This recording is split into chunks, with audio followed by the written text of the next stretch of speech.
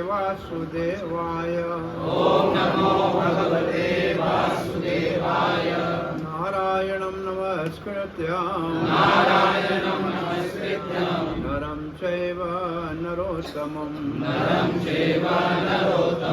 देवीं सरस्वतीं व्यासं ततो जयमुदीरये। नष्टप्रायेषु अभद्रेषु नित्यं भागवत सेवया भगवती उत्तम श्लोके भक्तिर्भवति नैष्टिकी। कृष्णाय वासुदेवाय देवकी नंदनाय च नंदगोपकुमाराय गोविंदाय नमो नमः। जय श्री कृष्ण चैतन्य प्रभु नित्यानंद श्री अद्वैत गदाधर श्रीवास आदि गौर भक्त वृंद। हरे कृष्णा कृष्णा कृष्णा हरे हरे राम राम राम हरे हरे। हरे कृष्णा। तो निवास स्थान किसका है?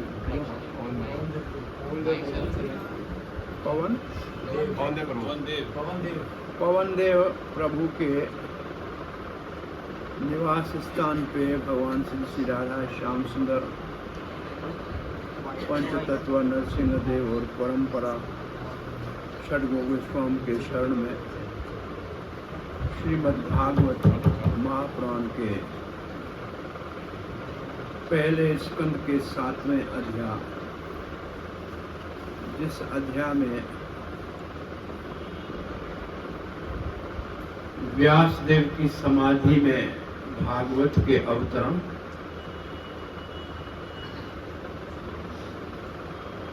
अश्वत्थामा के द्वारा द्रौपदी के 5 पुत्रों की हत्या और अर्जुन के द्वारा अश्वत्थामा का बांध के द्रौपदी के सामने लाना और द्रौपदी की उद्धारता का वर्णन है इस अध्याय में।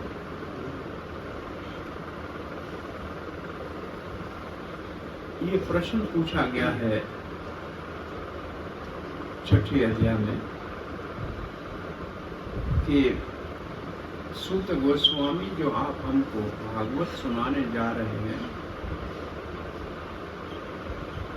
जो कली काल में भगवान के जाने के समय धरती के ऊपर सूर्य के समान प्रकाश के सहित अज्ञान के अंधकार को और धर्म को स्थापन करने के लिए प्रकट हुआ है।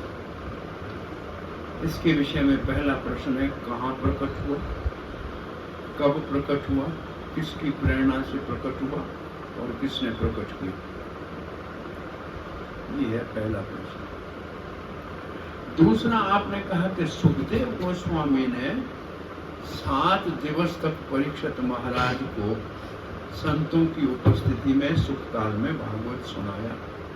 तो प्रश्न ये है कि सुखदेव गोस्वामी तो 7 मिनट के लिए भी किसी स्थान पे एक रुकते नहीं थे। उन्होंने 7 दिवस भागवत कैसे सुनाया? तो उसने पढ़ा होगा, 18,000 श्लोकों का अध्ययन कैसे किया। और तीसरा प्रश्न ये था कि परीक्षित महाराज नवयुवक थे, इस पृथ्वी के एक छत्र सम्राट राजा थे, सब सुख सुविधाएं थी। उन्होंने राजपाट छोड़ के गंगा के तट के ऊपर भागवत को क्यों सुना? तो इन 3 प्रश्नों के उत्तर में पहले भागवतम श्रीमद् भागवत नारद जी की प्रेरणा से व्यासदेव के द्वारा बद्रिक आश्रम में संप्राशन नाम के स्थान पे, जहाँ सरस्वती नदी के पश्चिम तट पे व्यासदेव के आश्रम में प्रकट हुआ और द्वापर युग के अंतिम चरण में प्रकट हुआ। ये पहले प्रश्न का उत्तर।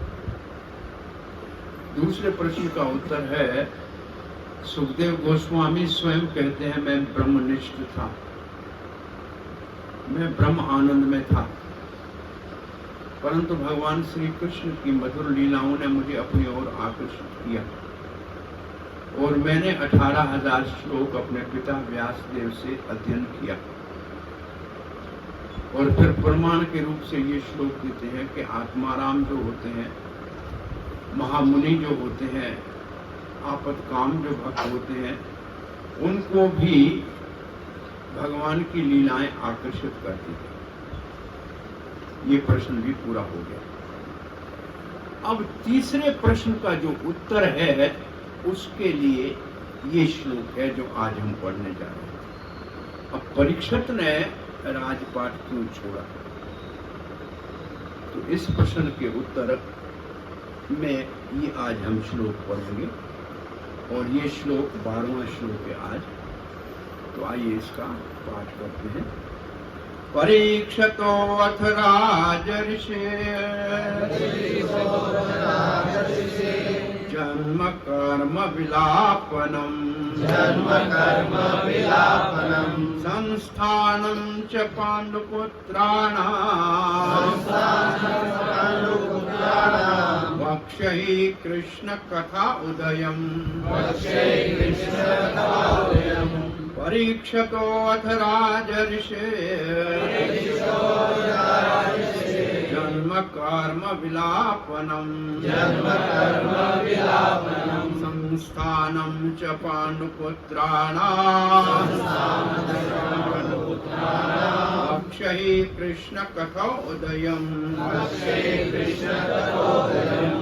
परीक्षतो अथ राजर्षे जन्म कर्म विलापनम् संस्थां च पांडुपुत्राणां वक्ष्यै कृष्ण कथा उदयम्। आप में से कोई 2 भक्त और 2 देवियां माता जी आवर्ती कीजिए। परीक्षितो अथ राजर्षे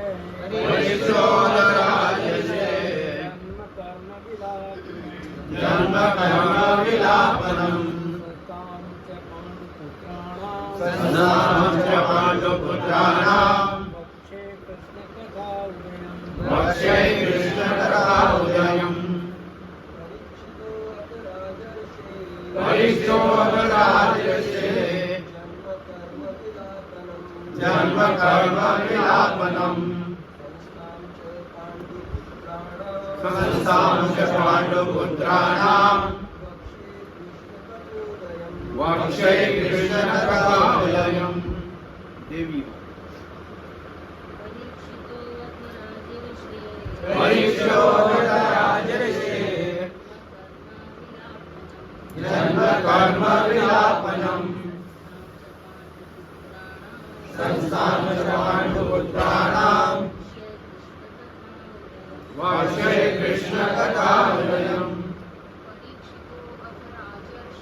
परीक्षितो अथ राजर्षे जन्म कर्म विलापनम्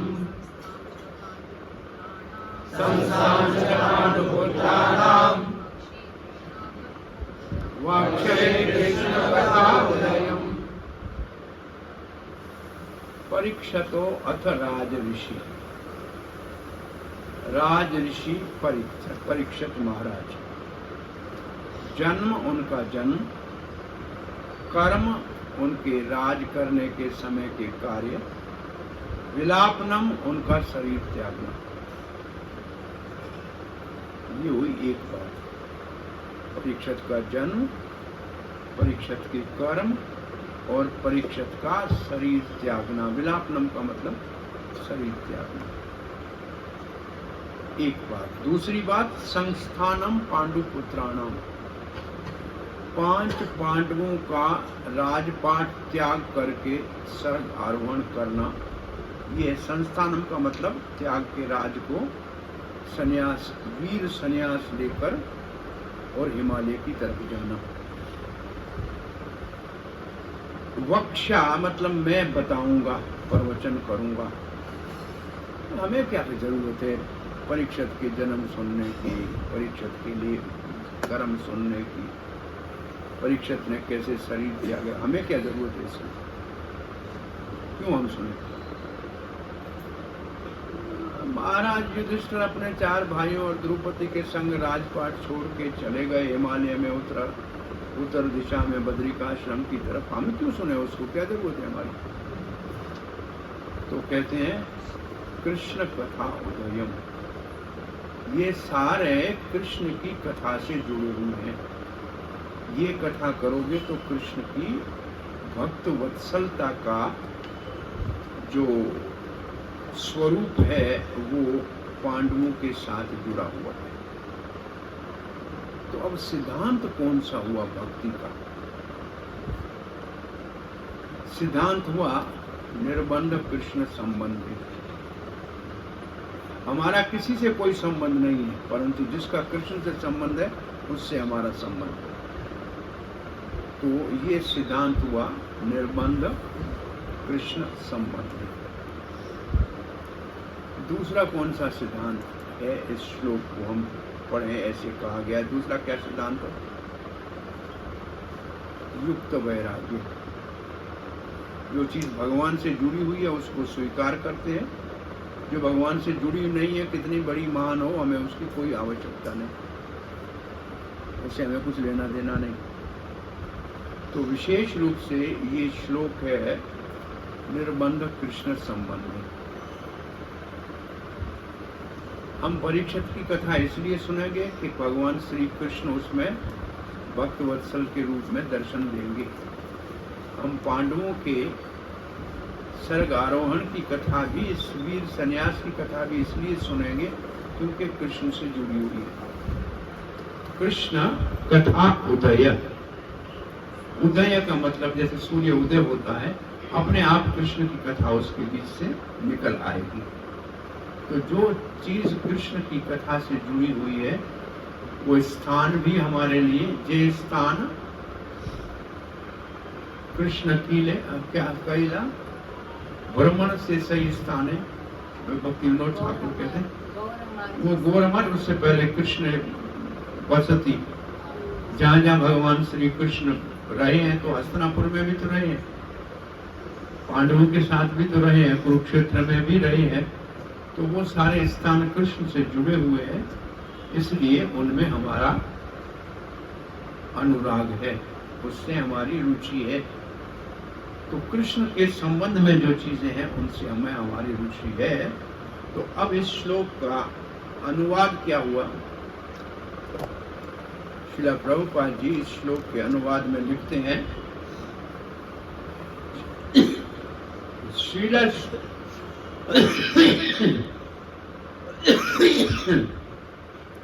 सूत गोस्वामी ने, श्रील सूत गोस्वामी के आगे भी श्रीला लिखा है, श्रील सूत गोस्वामी ने।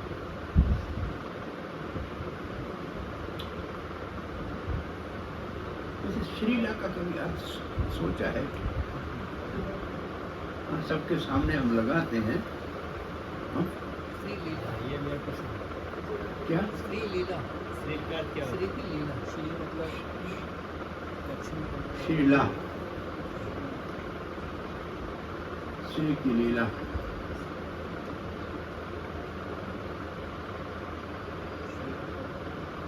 वैसे नॉर्मल के श्री गुरु चरण पद्मा कहते हैं, इसका क्या अर्थ है?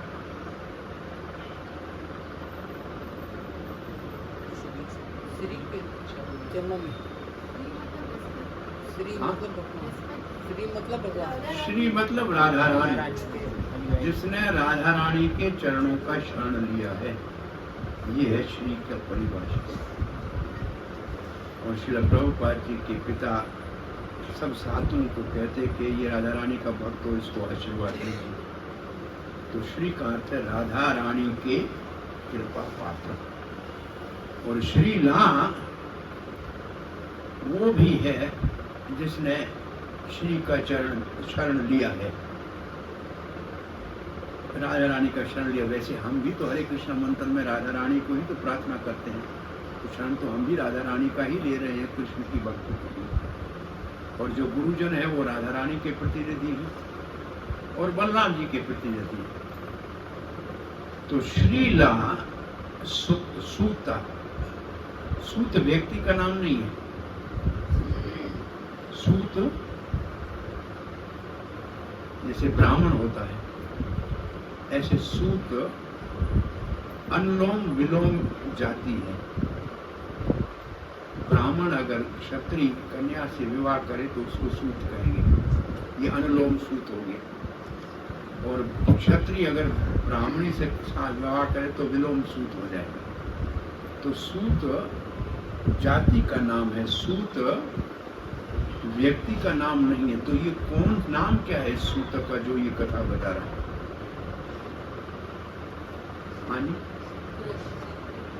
ये सूत है उगर सर्वा। इसका मतलब जिसने अच्छी तरह से सुना है, उग्र रूप से सुना है, उगर सर्वा। उगर का यहाँ वो है उत्साह से जिसने सुना है। कहाँ किससे सुना है? सुखदेव गोस्वामी से सुना है। ये सुखदेव गोस्वामी का शिष्य है इसने, और सुखदेव गोस्वामी राधा रानी का सुख है। तो इसने सुखदेव गोस्वामी से सुनी है कथा। ये सुखदेव गोस्वामी का डिसाइपल शिष्य है। उगर सर्वा सुखदेव गोस्वामी का शिष्य है। इसके पिता का नाम है रोमहर्षण, वो व्यासदेव का शिष्य है। उस उगर सर्वा को बाकी सब पुराण और महाभारत उसने बताई, वो भी सुनता है सब शास्त्रों में, वही कथा कर रहा है। भागवत को छोड़ के सारी पुराणे और महाभारत कौन से सूता ने बताए हैं? रोमहर्षण ने। परंतु बलराम जी जब तीर्थ यात्रा में गए थे और रोमहर्षण आसन से उठा नहीं, तो बलराम जी ने तिनके के उसका वध कर दिया। क्यों किया ऐसे बलराम जी ने? भागवत की परंपरा वो अलग व्यक्ति से शुरू करना चाहते थे, सबके साथ खिचड़ी नहीं बनाना चाहते। उनको भागवती परंपरा शुरू करने के लिए उगर सर्वा को चुना। तो उगर सर्वा जो है बलराम का कृपा पात्र है, सुखदेव का शिष्य है, और उससे भागवत सुन के आया है। और भागवत इनके मुख से बलराम जी ने सुनवानी थी। सब कथा करने वाला वो तो खिचड़ी कथा हो जाएगी, फिर सबका बराबर सम्मान हो जाएगा। विशेष भागवत कथा के लिए बलराम जी ने इनको सुना। बलराम जी ने भागवत कथा किसी को सुनाई है क्या?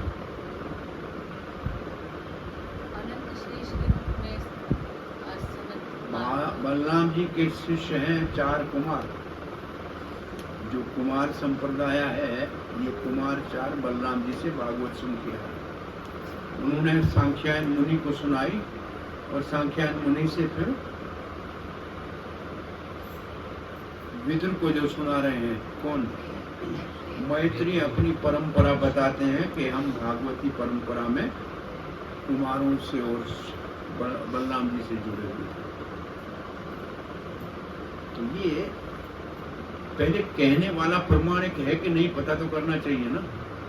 तो श्रील सूत गोस्वामी प्रमाणिक भागवत कथा के वक्ता है, सुखदेव के शिष्य और बलराम की कृपा पात्र है। ये कथा बता रहे हैं। और सुनने वाला कितना योग्य है? श्रील सूत गोस्वामी ने शौनक आदि ऋषियों को, शौनक आदि ऋषि ये 88,000 ऋषि हैं। और ये सारे ब्रह्मचारी ऊर्ध्वरेता हैं, ये सारे के सारे तपस्वी हैं, ऊर्ध्वरेता हैं, और ये परोपकारी हैं। ये कलयुग के प्रभाव को रोकने के लिए अनुष्ठान करना चाह रहे हैं। और इनका मुख्य उद्देश्य था यज्ञ करना। पहले ये सारे के सारे 28,000 ऋषि प्रयागराज में चले गए कि ये तीर्थों का राजा है, यहाँ अनुष्ठान करेंगे। वहां भीड़ बहुत लोगों की देखी कि यहाँ शांतिपूर्वक साधन नहीं किया जा सकता, तो चले गए वेणी माधव के पास। प्रयागराज में वेणी माधव का मंदिर है, त्रिवेणी माधव। त्रिवेणी का मतलब गंगा जमुना सरस्वती और माधव कृष्ण।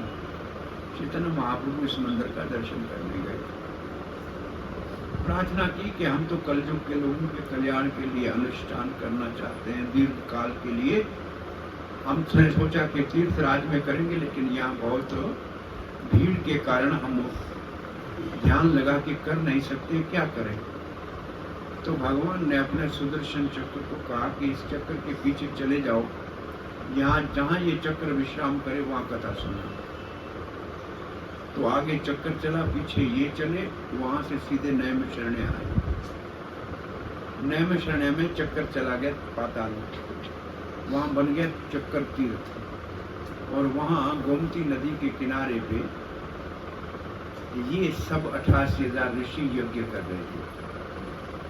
दिन में यज्ञ करते थे, मुख्य उनका कार्य यज्ञ करना था। शाम के वक्त एक नियम था कि कथा सुननी चाहिए, यज्ञकार में बातें न हो।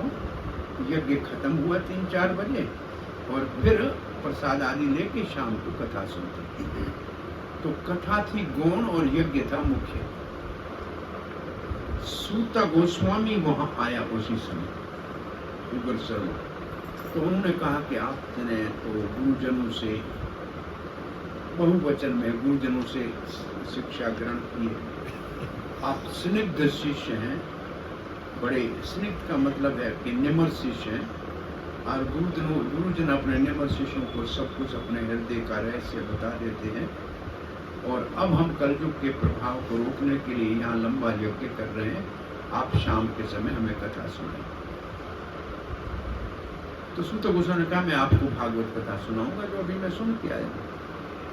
अभी भागवत कथा का पहला स्कंद के 18वें अध्याय तक ही सुना था, तो संभवतः है कि 1-2 दिन में सुन लिया हो। तब सनक आदि ऋषियों ने कहा कि यज्ञ से तो बहुत समय से धुएं से सब कुछ अंदर बाहर काला हो गया, परंतु हृदय को आनंद नहीं आया। अब हम यज्ञ सुबह 10 बजे से पहले ही समाप्त कर देंगे, आप अब कथा सुनाना शुरू करें। अब कथा का अमृत यज्ञ से ज्यादा महत्व है। तो भागवत के पहले स्कंद में ही कथा से, यज्ञ से कथा को महत्व ज्यादा इन 88,000 ऋषि ने दिए। और ये ऋषि सारे ब्राह्मण हैं, और ये सौनक उनका जो नेता है ये भृगु वंश का ऋषि है। और भृगु वो है जो भगवान की वैकुंठ में सीधा जाके विष्णु की छाती पे लात मार सकता है, ये उसके वंश का है। और ये ब्राह्मण है सारे, और सूत ब्राह्मण नहीं है, वो इनको भागवत कथा सुना रहा है। तो ये सुनने वाले भी बहुत बड़े विलक्षण हैं जो इस कथा को सुन रहे हैं, क्योंकि कथा को सुनने और सुनाने वाले से पता लगता है कि कथा का महत्व क्या है। अब श्रील सूत गोस्वामी ने शौनक आदि ऋषियों को इस प्रकार संबोधित किया। ये प्रभुपाद ने किस शब्द की परिभाषा लिखी है? वक्षई। जो श्लोक में शब्द वक्षई है ना, उस वक्षई शब्द को यहाँ प्रभुपाद ने श्रील सूत गोस्वामी ने सनक आदि ऋषियों को संबोधन किया। ये है वक्ष शब्द की परिभाषा। वक्ष का मतलब बताओ, बना सुनाऊंगा, तो कौन सुनाएगा, किसको सुनाएगा, वो प्रभुपाद जी ने हमको यहाँ बता दिया। अब क्या सुना रहे? अब मैं भगवान श्री कृष्ण की दिव्य कथा तथा राजर्षि परीक्षित महाराज के जन्म, कार्यकलाप तथा मोक्ष विषयक वार्ताएं एवं पांडु पुत्रों द्वारा ग्रस्त आश्रम के त्याग की कथाएं कहने जा रहा हूं। तो पहले जो लिखा है परीक्षतो अथ राजऋषि जन्म कर्म विलापनम, फिर लिखा है संस्थानम पांडु पुत्राणाम। दिख रहा है ये सब ग्रह त्याग लिखा है, ये है संस्थानम का अर्थ। और पांडु पुत्रों ने क्यों घर त्यागा, और कृष्ण कथा भी बताऊंगा, ये लिखा है। इसी श्लोक का चक्रवर्ती पाद ने अनुवाद किया है, जैसे श्लोक में लिखा है ऐसे। मैं परीक्षित के जन्म कर्म और शरीर त्याग की कथा और पांडवों के स्वर्ग आरोहण की कथा, ग्रह त्याग की कथा बताऊंगा, क्योंकि इनकी कथा कृष्ण की कथा से जुड़ी हुई है। इस कथा में कृष्ण की कथा अपने आप आ जाएगी। तो यहाँ प्रभुपाद ने कहा कृष्ण की कथा में अलग बताऊंगा। अलग का मतलब इन कथाओं से ही जुड़ी हुई कथा है। तो श्लोक के शब्दों को ऐसे ही कहेंगे तो ऐसे लगेगा तो कृष्ण कथा उदय करने वाला है। ये हुआ इस श्लोक का अनुवाद। अब श्रील प्रभुपाद के तात्पर्य को पढ़ते हैं। और श्री प्रभुपाद के तात्पर्य का मुख्य केंद्र बिंदु है, मैं पढ़ा नहीं है, मैं समझता हूँ, मैं आपके साथ ही पढ़ूंगा। मुख्य केंद्र बिंदु है भागवत के पहले स्कंद से लेकर 9वें स्कंद तक जो भी है वो भी कृष्ण कथा है। केवल 10वें स्कंद की कृष्ण कथा समझना ये बुद्धिमानी नहीं है,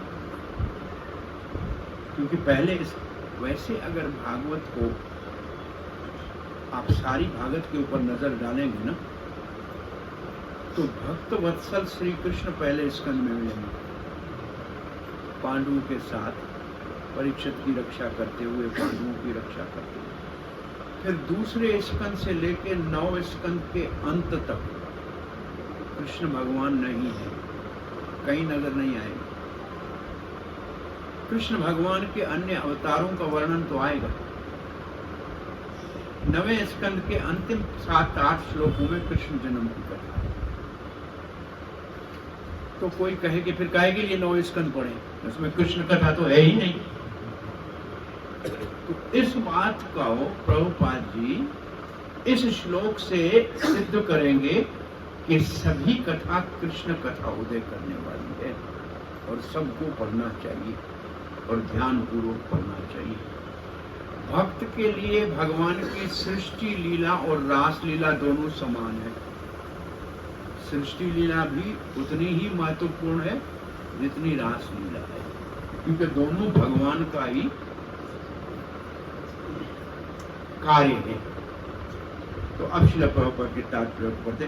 भगवान श्री कृष्ण पतित आत्माओं पर इतने दयालु हैं कि वे विभिन्न जीवों के बीच स्वयं अवतरित होते हैं और उनके दैनिक कार्यकलापों में भाग लेते हैं। प्रभुपाद ने श्री कृष्ण भगवान को यहाँ पतित पावन कहा। प्रभुपाद जब प्रचार कर रहे थे तो नए जो भक्त आते थे अभी, और वो भी पाश्चात्य देश के, 10 दिन भी मंदिर में नहीं आए। प्रभुपाद एक दिन ही गए उस मंदिर में मानो, और कहा चलो ना आपको सबको दीक्षा दे देते। तो किसी ने पूछा प्रभुपाद आप इतना जल्दी इनको दीक्षा दे रहे हैं? ना मैं तो कुछ नहीं करता हूँ, चैतन्य महाप्रभु पतित पावन है। अब ये पतित हैं तो भगवान पतित पावन है तो अपने आप इनका उद्धार करेगा। पतित पावन इसका मतलब गिरे हुओं को पवित्र करने वाला। तो भगवान इस धरती के ऊपर अवतार लेते हैं पतित पावन के रूप में। इसका मतलब हम सब जो संसार में रह रहे हैं सब पतित हैं। इसका अर्थ तो ये हुआ ना। अब पतित कैसे हैं हम? पतित का मतलब गिरा हुआ। कहाँ गिरे हुए हैं? संसार में गिरे हुए हैं। भैया संसार जेल खाना है, जेल में पड़े हैं तो जेल में कोई अच्छा आदमी जाता है क्या? पतित ही तो जेल में जाते हैं, सीधा सा। तो ये मानना बहुत मुश्किल है कि हम समझते हैं हम बड़े बुद्धिमान है, लेकिन हम हैं पतित। ये भी अपने आप को समझना, ये दैनीय प्रार्थना का प्रसंग है कि हम बहुत पतित हैं, हम बहुत गिरे हुए हैं, हम नालायक हैं। जब हम कहेंगे हम नालायक हैं, तब हम भगवान के लायक बनेंगे। तो हम पतितों के उद्धार के लिए भगवान अवतार लेते हैं और उनके साथ कार्य करते हैं। कैसे उनके साथ कार्य करते हैं? भगवान जब अवतार लेते हैं तो सामान्य लोगों के साथ उठते। ये प्रभुपाद जी इस श्लोक की परिभाषा लिखते हैं, कृष्णाय वासुदेवाय देवकी नंदनाय च नंद गोप कुमाराय गोविंदाय नमः। इस श्लोक की परिभाषा आपने पढ़ी है कभी? कैसे लिखते हैं प्रभुपाद जी? ये कुंती महारानी की प्रार्थना का श्लोक है। प्रभुपाद जी कहते कृष्ण भगवान रामचंद्र से भी आसानी से उपलब्ध हो जाते हैं सबको। रामचंद्र तो राजपुत्र हैं, राजमहल में जन्म लिया, सामान्य लोग तो उनको मिल नहीं सकते। और ये तो गैया चराता हुआ गलियों के अंदर वृंदावन में कोई भी उसको देख ले, हिरण भी देख लेता है, भीलनी भी देख लेती है, ग्वाल बाल भी देख लेते हैं। तो ये बड़ा अति सुलभ अवतार है सबका। तो पहले तो कृष्ण, पहले प्रभुपाद लिखते हैं कृष्ण सबसे सुलभ है। फिर कहते हैं वासुदेव। अरे भाई वैसे तो सब अवतार महान है, लेकिन मेरा, कुंती कहते हैं मेरा भाई वासुदेव महान है कि भगवान ने उसको अपना पिता बना लिया। जैसे कहते हैं वैकुंठ महान है, लेकिन वैकुंठ से मथुरा महान है जहाँ भगवान ने जन्म लिया। जहाँ जन्म लिया भगवान तो कोई पिता बनाया तो पिता और महान हो गया। ऐसे भरद्वाज ऋषि ने कहा था जब रामचंद्र सीता और लक्ष्मण के साथ उनके आश्रम में वन गमन के समय आए थे, तो कहा था इस धरती के ऊपर भागीरथ महान है जो गंगा को धरती पे लाया। भागीरथ से दशरथ महान है जो रामचंद्र को धरती पे लाया।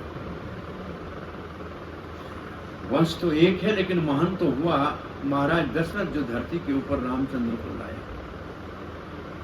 और आज जो मैंने साधन भजन किया है उसका फल मिला कि रामचंद्र का दर्शन कर। तो यहाँ कुंती महारानी कहते हैं महान तो है मेरा भाई वासुदेव जो कृष्ण को धरती पे लाया। फिर कहते हैं उससे महान है देवकी। भगवान ने उसके हृदय में, उसके उदर में रहने के लिए सुकृति दे दी और उसकी गोद में बैठने का सौभाग्य प्राप्त हुआ मेरी बुआ को। नहीं, उससे भी ज्यादा नंद बाबा महान है। बाल लीलाएं तो सब उसने देखी, देवकी ने बेचारे ने देखी तक नहीं। नंद बाबा तो उससे भी महान है।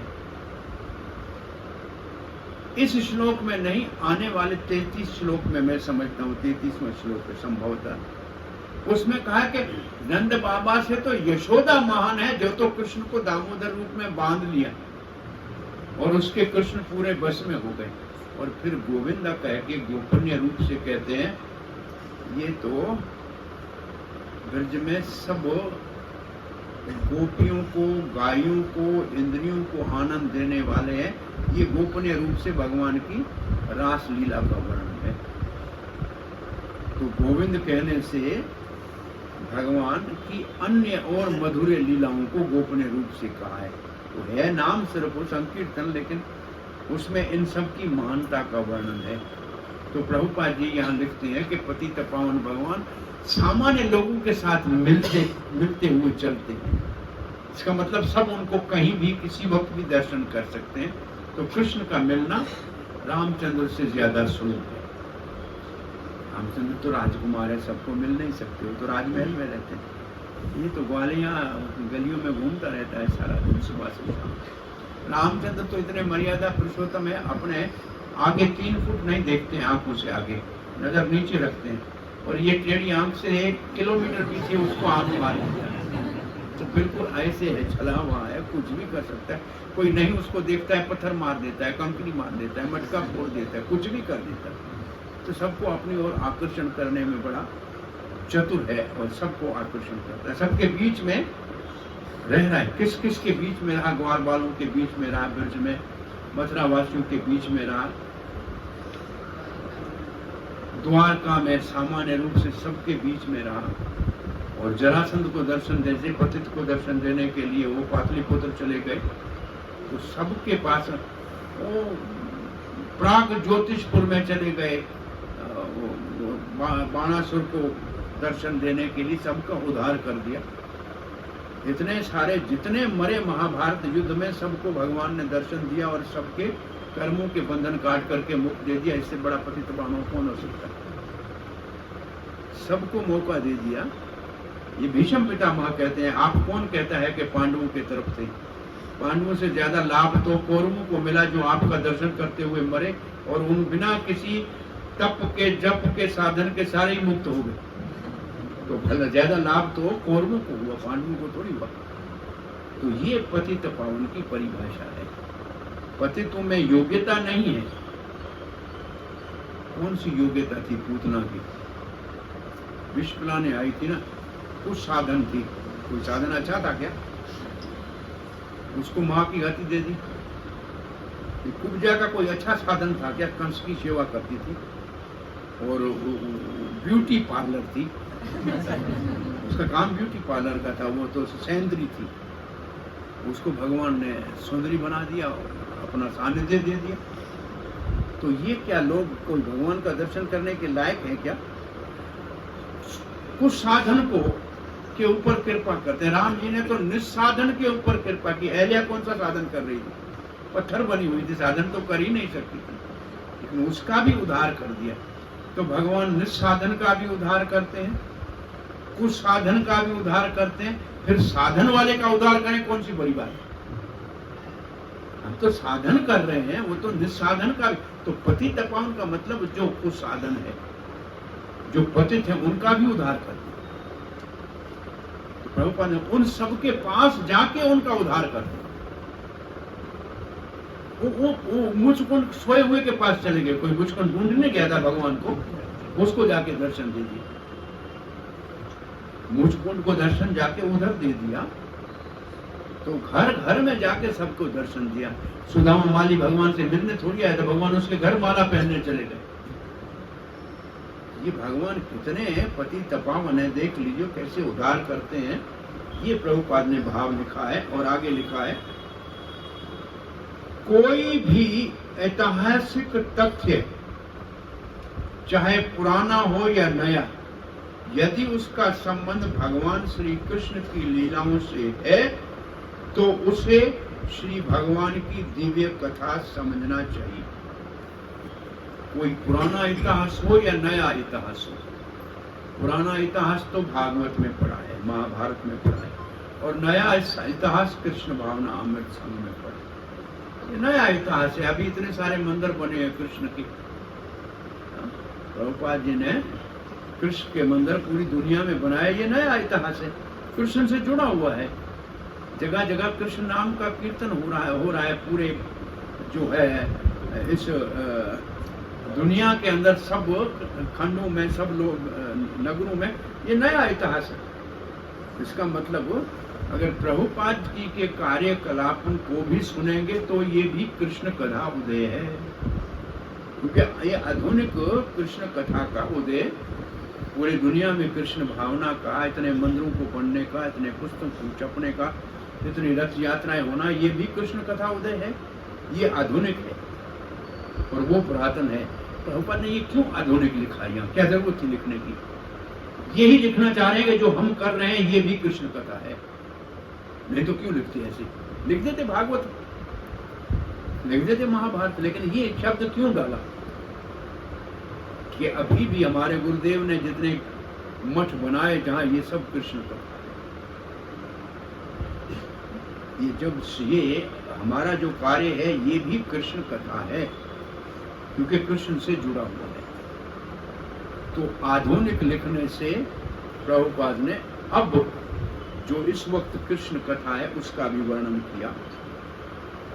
भगवान श्री कृष्ण के बिना पुराण तथा महाभारत जैसे पूरक ग्रंथ निरी कहानियां या ऐतिहासिक तथ्य हैं। इसका अर्थ ये है कि अगर पुराणों में और महाभारत में कृष्ण का उल्लेख नहीं है तो वो तो सामान्य इतिहास के पुस्तक के जैसे हैं, उसका कोई महत्व नहीं है। वैसे ऐसे लिखा क्यों प्रभुपाद ने? ये लाइन भी प्रभुपाद ने कहां से लिखी? अपने मन से लिखी है? इसका मतलब सारे पुराणों और इतिहास में कृष्ण का इतना ज्यादा महत्व नहीं है, यही बता रहे हैं ना कि उनमें इतना ज्यादा कृष्ण का वर्णन नहीं है। इसका अर्थ तो यही हुआ ना। कहां से लिख रहे हैं? ये लिख रहे हैं इसी से आगे आप पढ़ के आए। नारद जी कह रहे हैं व्यासदेव आपने पुराण और महाभारत लिखा है लेकिन कृष्ण इतना छोटा लिखा है, बाकी सब और स्वर्ग आदि का ज्यादा लिखा है। ये वो बात है असल में। जो लिखा है, क्यों लिखा है प्रभुपाद ने, देखेंगे तो इसका कारण ये है। तो व्यासदेव ने तो हाथ ऊपर करके कहा मैंने महाभारत में भगवत गीता लिखी है। बोला 1,00,000 श्लोक में 700 श्लोक कोई बड़ा कोई काम किया है क्या? 1,00,000 श्लोक है महाभारत में, उसमें 700 श्लोक गीता के लिखे हैं, तो कितना ज्यादा लिखा है बताओगे कृष्ण के लिए? एक हम बहुत पुराना विनोद सुनाते थे, पता नहीं आपको याद है कि नहीं। ये सारे शास्त्र व्यासदेव के भागवत को छोड़ के कैसे हैं? एक रेस्टोरेंट में एक भक्त गया, पूछा कौन सी सब्जी है? बोला अंगूर और भोपले की सब्जी है। भोपला समझते हैं ना आपकी भाषा में? कद्दू, कद्दू, कुमड़ा, पेठा, कुमड़ा, पाम्पकिन, पाम्पकिन और ग्रेप की सब्जी। बोला ले आओ। कितना है? बोला 50-50 ले आओ। लाया तो इतना सारा सब अंदर पेठा ही पेठा पड़ा है, अंगूर का नाम नहीं। अरे तुमने कहा अंगूर और पाम्पकिन की सब्जी है, इसमें पाम्पकिन नहीं है। बोला मैंने 50-50 कहा था, एक पेठा डाला एक अंगूर डाला। अब बताओ एक पेठा और एक अंगूर डालोगे तो उस सब्जी में एक अंगूर मिलेगा क्या? तो वो व्यासदेव आपने पेठे और अंगूर की सब्जी बनाई है और कृष्ण को अंगूर जितना डाला है बाकी सब पेठा भर दिया। इसका अर्थ ये क्यों प्रभुपाद ने लिखा ऐसे है कि बहुत थोड़ा उसमें थे, इसलिए अब भागवत को लिखो जिसमें विशेष रूप से कृष्ण के नाम रूप गुण लीलाओं का वर्णन विस्तार से करो। तो ये प्रभुपाद ने लिखा है, तो वो आगे वाली व्यासदेव वाली बात को ध्यान में रख के लिखा है, नहीं तो फिर ये कहानियां और किससे हो जाएंगी। ये लिखा है। लेकिन भगवान श्री कृष्ण के होने से वे दिव्य बन जाते हैं, क्योंकि उसमें भगवान श्री कृष्ण है इसलिए वो दिव्य हैं। अगर उसमें नाम भी नहीं हो तो वो किसी काम के नहीं।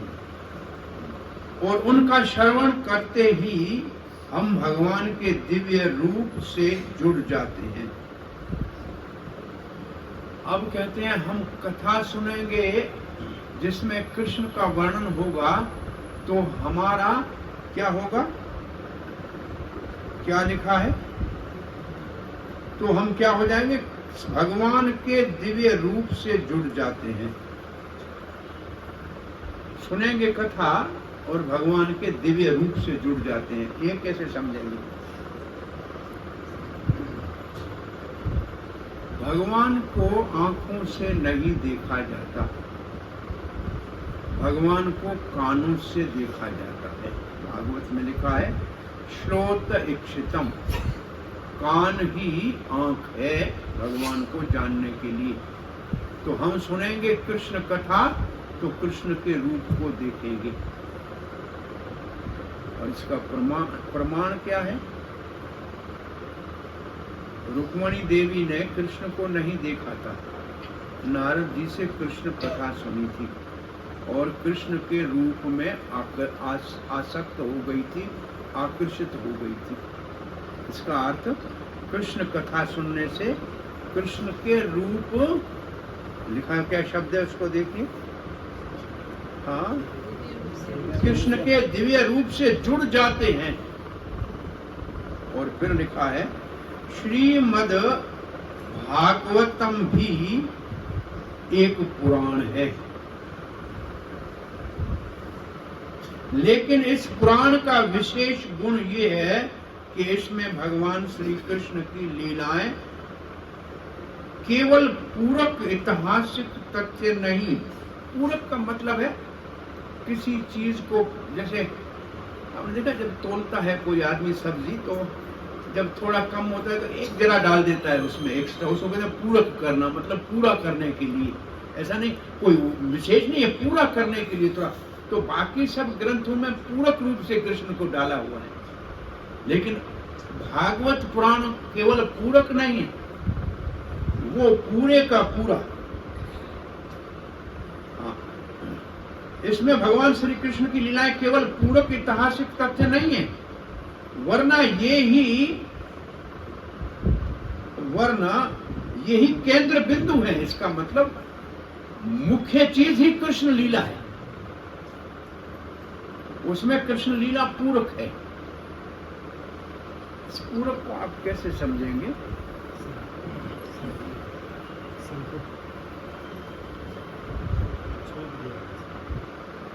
जैसे सब्जी में थोड़ा छोंक देते हैं ऐसे। अच्छा है, यह भी अच्छा उदाहरण है। भक्ति दो प्रकार की है, एक शुद्ध भक्ति और दूसरी मिश्रित भक्ति। मिश्रित भक्ति दो प्रकार की है। मिश्रित भक्ति दो प्रकार की है। एक को कहते हैं प्रधानी भूता मिश्रित भक्ति, दूसरे को कहते हैं गुणी भूता। जाना है, सुना है?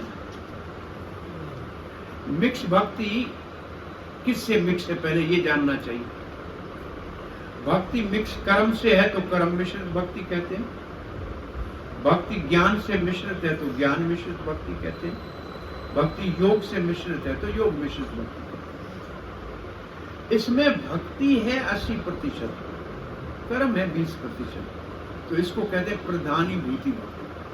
तो प्रधान भक्ति है, मुख्य भक्ति है, और कर्म भी थोड़ा है, ज्ञान वाला है तो ज्ञान भी थोड़ा है, और योग है वो भी थोड़ा है। भगवत गीता के 7वें अध्याय में चतुर्विधा भजते वाला जो है, इसमें क्या कर्म मिश्रित भक्ति है और ज्ञान मिश्रित भक्ति है। और 8वें अध्याय में योग मिश्रित भक्ति।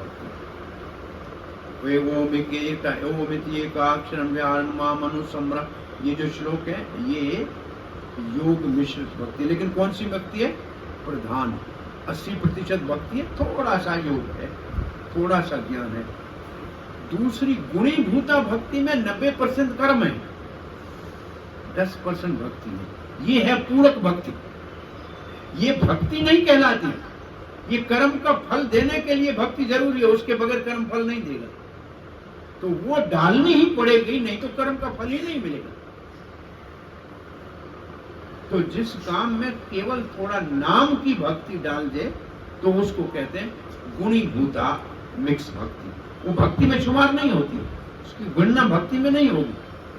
वो केवल कर्म का फल देने के लिए, ज्ञान का फल देने के लिए या योग का फल देने के लिए, क्योंकि बिना भक्ति के कोई भी कार्य फल नहीं देता। तो ऐसे ही वो पुराण जिसमें पूरक रूप से थोड़ा ही कृष्ण का चरित्र है, वो उस पुराण को कम से कम माननीय करने के लिए है, नहीं तो वो केवल किताब बन के रह जाता है। तो इतना उसमें डाला है ताकि उसका कुछ फल मिले, लेकिन वास्तव में वो कृष्ण कथा उस स्तर की नहीं है। ये प्रभुपाद जी यहाँ बताना चाह रहे हैं कि पूरक क्या होता है, नाम का उसको माननीय बनाने के लिए।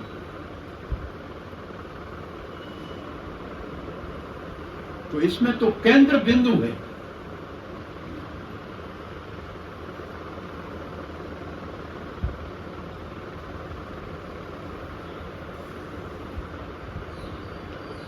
कल एक श्लोक के ऊपर कथा कर रहे थे। वो श्लोक हम रोज पढ़ते हैं भागवत से पहले। कौन सा?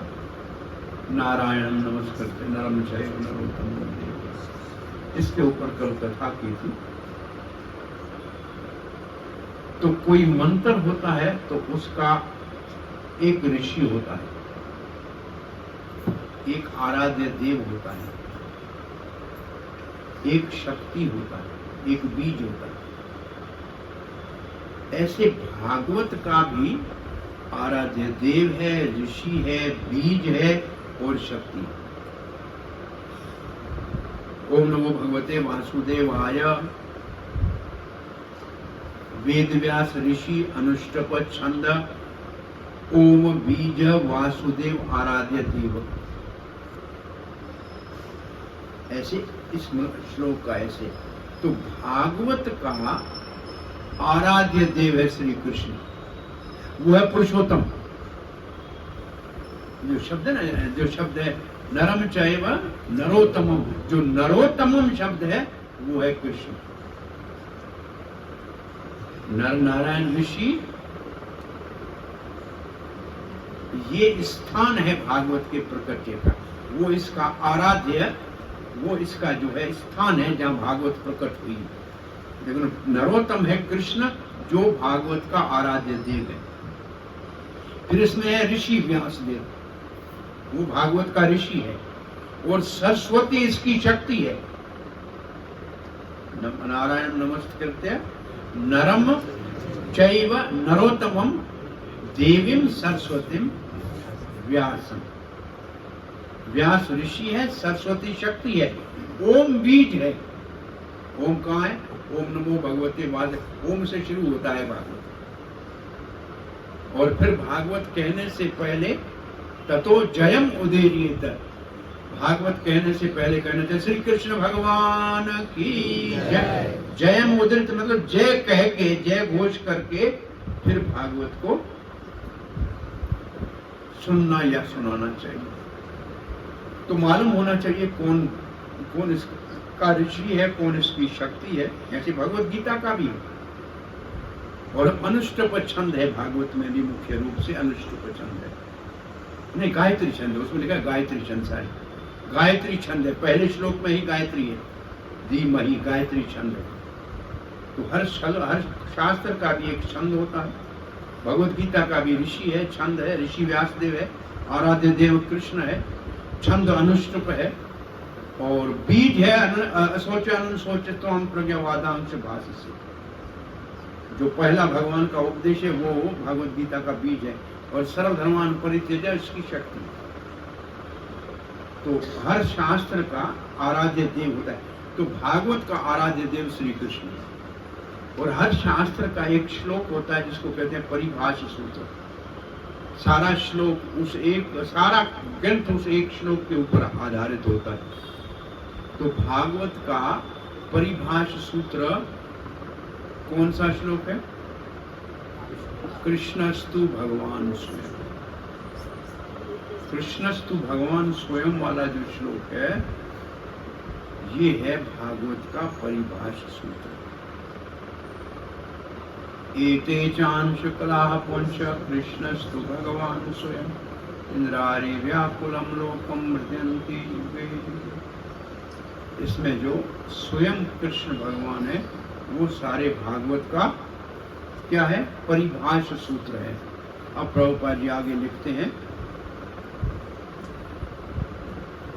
इसीलिए भगवान श्री चैतन्य महाप्रभु ने श्रीमद् भागवत की संस्तुति निर्मल पुराण के रूप में की है। इसका मतलब भागवतम पुराणम अमलम, कोई मल नहीं है, अमल है, पवित्र है, पूरा कृष्ण चरित्र से परिपूर्ण है, अमल पुराण है। भागवत में कहीं लिखा है कि अमल पुराण है?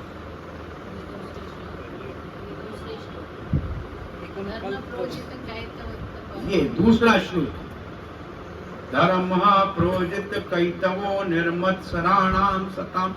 सारा कैतव धर्म भागवत से निकाल दिया गया है। भागवत वहां से शुरू होती है जहां गीता पूरी होती है, सर्वधर्मान परित्यज्य तो धर्म प्रोजित कहितव्य, वहां से शुरू हो गया। तो ये अमल पुराण है। दूसरे पुराणों को अमल पुराण नहीं कहा है चैतन्य महाप्रभु। इसका मतलब उसमें कर्म कांड बहुत ज्यादा है, स्वर्ग आदि का वर्णन बहुत ज्यादा है। ये अमल पुराण है। दूसरे अमल नहीं है ऐसा नहीं कहा है, लेकिन ये अमल पुराण है। लेकिन श्रीमद् भागवत पुराण के अल्पज्ञ भक्तों का, अल्पज्ञ का मतलब कम बुद्धि वाले, अल्पज्ञ भक्तों का एक ऐसा वर्ग है जो प्रारंभिक स्कंदों को पहले समझने बिना सीधे दसम स्कंद में सीधे 10वें स्कंद में वर्णित भगवान की लीलाओं का आस्वाद लेना चाहते हैं। क्या कह दिया प्रभुपाद ने? ऐसे कम अकल, अल्पज्ञ कम अकल, बुद्धि कम बुद्धि वाले लोग हैं, वो भागवत के पहले 9 स्कंदों को नाम भी नहीं लेते हैं, सीधा दसम स्कंद की लीलाओं का रस आस्वादन करना चाहते हैं। और फिर प्रभुपाद जी लिखते हैं, उनकी ये भ्रांत धारणा होती है कि अन्य स्कंद श्री भगवान के संबंधित नहीं है, अतएव वे अल्पज्ञातावश 10वें स्कंद को ही पढ़ने लगते हैं। फिर एक प्रश्न पूछते हैं लोग हमसे, प्रभुपाद ने 9 स्कंद लिखने से पहले कृष्ण बुक कैसे लिख दिया? और वो कृष्ण बुक गीता के बाद कृष्ण बुक और टीचिंग ऑफ लॉर्ड चैतन्य छपा, ये कैसे? बहुत और गंभीर विषय है। प्रभुपाद ने फिर छपने के बाद कहा कि सब भक्त रात को सोने से पहले एक अध्याय कृष्ण परम पुरुष भगवान से पढ़ा करें।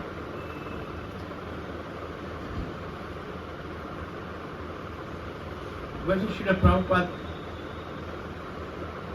कृष्ण भावना का ही संस्था स्थापन की थी, तो वो कृष्ण की पूर्ण जानकारी संस्था में देना चाहते थे। और उन्होंने ये देखा कि मेरी उम्र इतनी अब एडवांस है कि पता नहीं मैं 10वें स्कंद तक जीते जी पहुंच पाऊं कि न पाऊं, तो उन्होंने संक्षेप में कृष्ण भावना नाम रखा था संस्था का।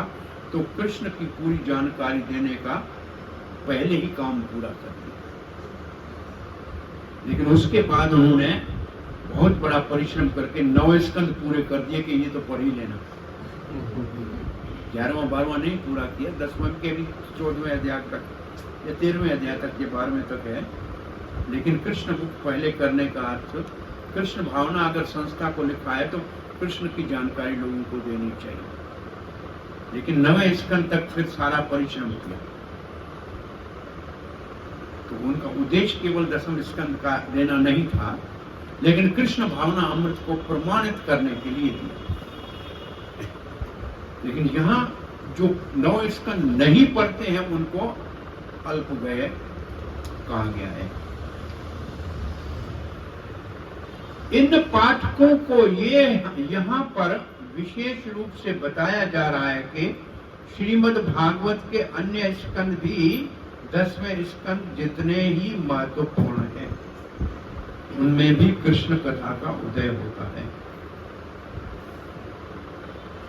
किसी को भी अन्य 9 स्कंदों का तात्पर्य समझे बिना 10वें स्कंद की विषय वस्तु में प्रवेश करने का प्रयत्न नहीं करना चाहिए। भगवान श्री कृष्ण तथा पांडवों जैसे उनके शुद्ध भक्त एक समान धरातल पर है। ये क्या, इसका क्या अर्थ है? भगवान और भगवान के भक्त एक धरातल पे है। भगवान की नाम लोगे तो भक्त का नाम आएगा, भक्त का नाम लोगे तो भगवान का नाम लेगा। जैसे कहते हैं सखा का मतलब सम्यक ख्याति, एक का नाम लो दूसरे का नाम अपने आप आएगा। अब कृष्ण कहो अर्जुन का नाम अपने आप आ जाएगा, अब सुदामा कहो तो कृष्ण का नाम अपने आप आ जाएगा, उद्धव कहो तो कृष्ण का नाम अपने आप आ जाएगा। तो भगवान और भगवान के भक्त एक धरातल पर है, इसका मतलब ट्रांसेंडेंटल प्लेटफॉर्म पर है, दोनों गुणा अतीत हैं। इसलिए ये बात हम हमेशा याद कराते हैं। भक्ति रसामृत सिंधु में जब भक्ति की परिभाषा है उसमें शब्द कृष्ण है, अनभिलाषिता शून्यम अनुकूल्येन कृष्णानु शीलनम भक्ति। वहाँ कृष्ण की परिभाषा है कृष्ण, उसके सारे अवतार और उनके शुद्ध भक्त, गुरु वर्ग, ये सब कृष्ण के अंदर आते हैं। तो इसलिए जितने अवतार हैं वो भी कृष्ण से अभिन्न है, इसलिए उनकी कथा भी सुननी चाहिए। तो कृष्ण की परिभाषा उनको गोस्वामी ने ये दी है, कृष्ण ऑल इंक्लूसिव है। और अब कथा पूरी हो रही है।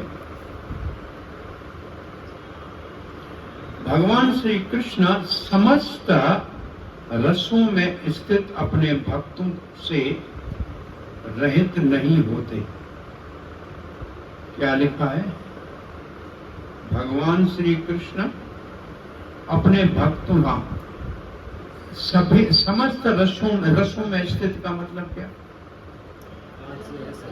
हाँ, शांत भाव वाले भक्त, दास्य भाव वाले, उन सब से जुड़े रहते हैं। पांचों रासों, चैतन्य महाप्रभु ने शांत भाव का स्वीकार नहीं किया है, चार ही को ही स्वीकार किया है, क्योंकि उसमें स्नेह नहीं है भगवान के प्रति। वैसे शांत भाव में कोई सामान्य व्यक्ति नहीं है, चार कुमार शांत भाव में है, बड़े बड़े लोग शांत भाव के भक्त हैं, फिर भी इन सब से भगवान से जुड़े हैं सब रसों वाले भक्त। पांडव जैसे शुद्ध भक्त भी भगवान श्री कृष्ण से रहित नहीं है, ये तो सब सखा भाव के भक्त हैं, दास्य भाव के भक्त हैं। भक्त तथा भगवान परस्पर जुड़े हुए हैं और उन्हें विलग नहीं किया जा सकता, अतएव उनसे संबंधित सारी बातें भगवान श्री कृष्ण की ही कथा है। तो भगवान, इसका मतलब प्रभुपाद लीला भी कृष्ण कथा है, क्योंकि जहां जहां प्रभुपाद कथा पढ़ेंगे वहां कृष्ण का ही प्रचार सुनने को मिलेगा। तो भक्त इस कौन सा सिद्धांत है? ये दूसरा सिद्धांत है भागवत का विषय, ईशानु कथा। भागवत में या पुराण में 10 विषय होते हैं, एक विषय का नाम है ईशानु कथा, भगवान और भगवान के भक्तों की कथा। तो भक्तों की कथा भी भगवान की कथा के समान है। पूरा 9वां स्कंद ईशानु कथा है, भगवान और भगवान के हजारों भक्तों की कथा है, एक ही नहीं, हजारों भक्तों की कथा, उनके जीवन और उनकी कथा का वर्णन है। यह हमारे आज के श्लोक का तात्पर्य पूरा हुआ। हरे कृष्ण।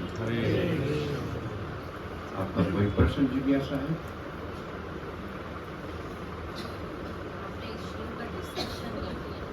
आपने श्लोक का डिसेक्शन कर दिया और हर जगह को टैग भी कर दिया। तो जो लिखा है प्रभुपाद के एक एक शब्द में, उसको समझ के पढ़ लेंगे तो और अच्छा लगेगा।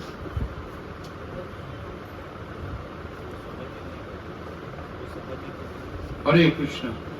परंतु 9 स्कंद पढ़ना, नहीं तो अल्पज्ञ हो जाओगे। श्री प्रभुपाद की जय। ग्रंथराज श्रीमद् भागवतम की जय। निताई गौर प्रेमानंदे।